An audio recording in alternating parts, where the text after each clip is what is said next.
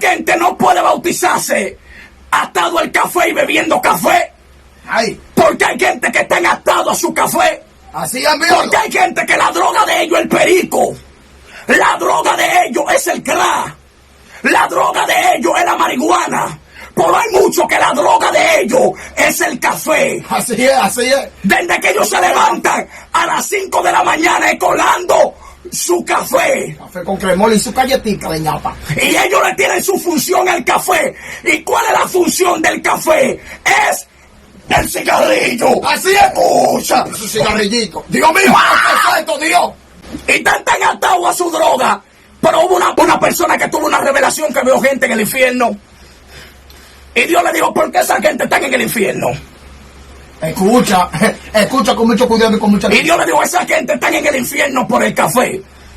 Escucha. Entonces Dios le dice, el vicio del café es igualito al vicio del cigarrillo. Sí, entonces le explicó y le dijo, Señor, pero ¿cómo están aquí en el infierno por el café? Entonces Dios comenzó a explicarle.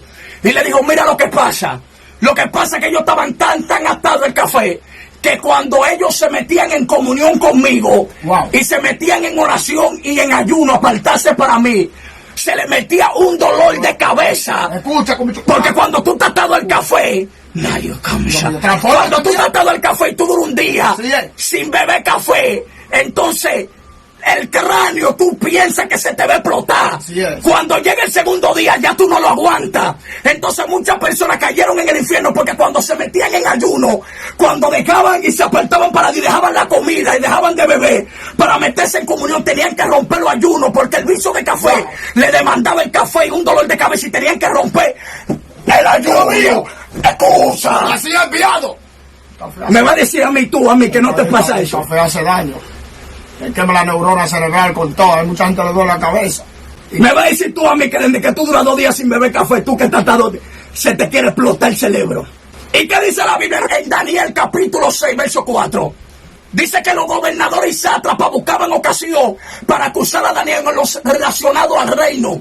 Y dice que ninguna falta ni ocasión hallaron porque era fiel. Y dice que ningún vicio fue hallado en él. Daniel, ningún vicio.